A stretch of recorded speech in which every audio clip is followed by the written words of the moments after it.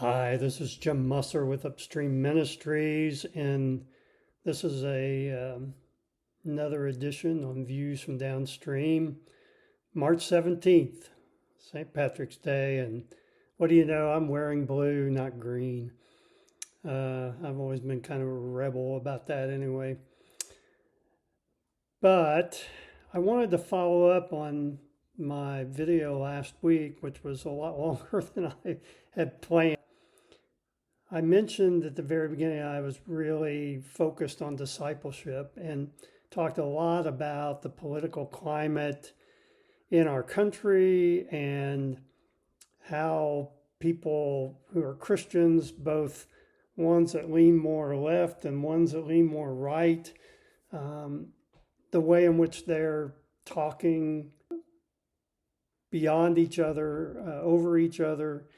They're not talking directly to each other. And I mentioned discipleship because I think if we want to step back and look at where our Christian culture is right now, in terms of just Christians in general in our country, that one of the reasons why we find ourselves in such a dilemma in terms of unifying with one another around Jesus, which has always been a struggle. I don't want to say it's ever been simple, or that it happened before, it's got to happen since. I think the unity of Christians has been a challenge ever since Jesus proclaimed that we should be unified around him and our love for him and the Father. But I think our way towards unity is discipleship.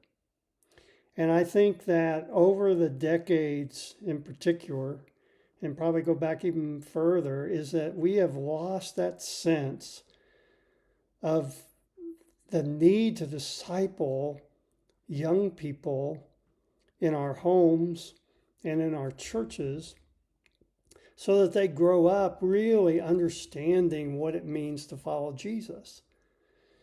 Because I look at people, my peers, I look at some of my former students, and I see a lot of them falling into these categories politically and really expressing their opinions about the way things should look politically, and they're in disagreement often with their brothers and sisters who come from a different point of view, and they somehow cannot reconcile themselves with one another. They basically maintain the schism that it has existed for quite a while now. And I think the only way out of it is through discipleship. I don't think it's a new president. I don't think it's a new Congress.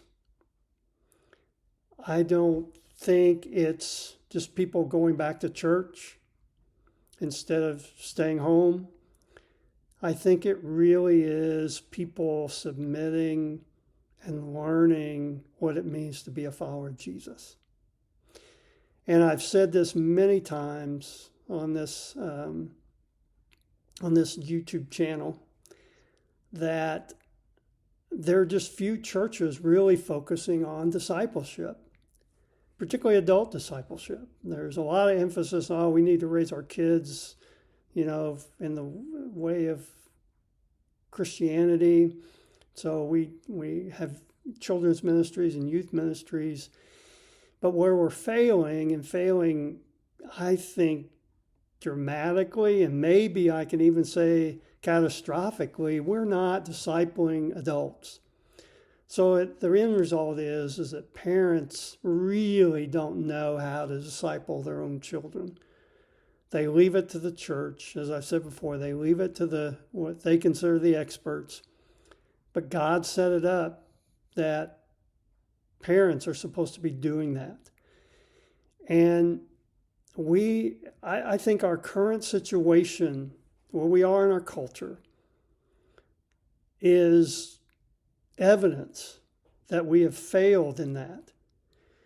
And yet, and I've experienced this resistance over and over again from church leaders. Church leaders want to continue to do things the way they've always done them. And they continue to do their sermons for 30, 40 minutes and consider that their discipleship of their congregation. They put the kids in, encourage the kids to be involved in children's ministry and youth ministry, and they consider that discipling young people. And again, I'm repeating myself, but I just don't believe it works. And I think the church is evidence of that, the local church, and just overall where Christians are today in America. I think that the evidence is clear that it doesn't work the way we've been doing it for 30, 40, 50 years. We need to change it. And that's what, my heart is we need to disciple adults and young people so that they don't make the mistakes that people are making today with how they're treating their brothers and sisters in Christ. Because if we continue that, our witness is, well, the Christians can't even get along with each other. They're yelling at each other and condemning one another and treating each other that, like, if you don't agree with me, then, you're stupid. And the world's watching. The world always has watched Christians and see how they behave and act. And we're, by and large, not setting a very good example for what it means to follow Jesus. We're too caught up in all the politics and all of our opinions, and we've lost focus on allowing the Lord and through his scriptures to guide us. So again, I just want to challenge you. I want to challenge church leaders. It is past due for change. What we're doing with a typical church operation in America is not successfully discipling people. It's getting people to attend, to participate, give their money, but it's not transforming for most of them.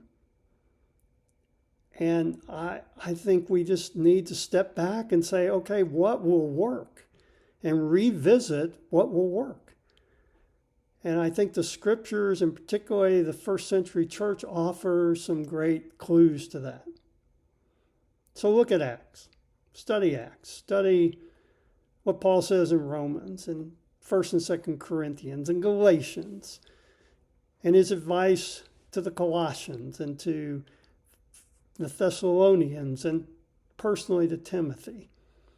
Think about all those things. Consider those things and begin to evaluate through those lenses what's happening in our churches. And if it's not happening like that, then let's really be open and pursue change. That's what I want to help local churches and parents do, to change it.